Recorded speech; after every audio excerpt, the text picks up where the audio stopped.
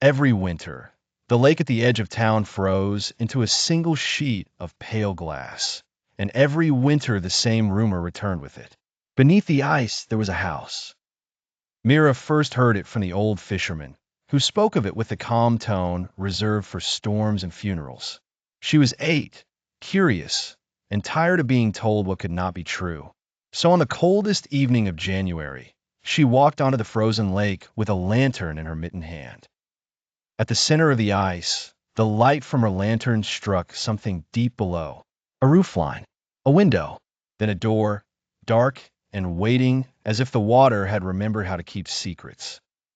Mira knelt. The ice was smooth, yet the house seemed close enough to touch.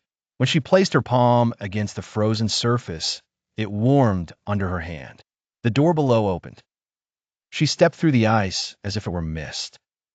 Inside was a narrow hall with wallpaper of faded blue flowers, a fire glowing in the hearth, and a family standing in the doorway of the parlor. There was a mother with silver-threaded hair, a father in a wool vest, and 2 children near her own age. None of them looked surprised. "We were expecting you," the mother said. Mira should have been afraid. Instead, she felt an impossible ache of recognition, as though she had spent years forgetting a room she had once loved. They told her the house appeared only when the lake froze, because the lake was not a barrier, but a memory.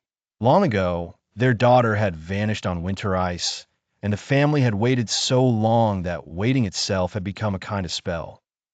Each year, the house rose again, not to trap someone, but to ask a question that had never been answered. Would you stay? Mira listened to the crackle of the fire and the soft ticking of a clock that had no hands. Outside, the world above the ice was silent and remote. Inside, the family set an extra plate at the table, as if her place had always been there. At dawn, the lake would harden again and the doorway would close.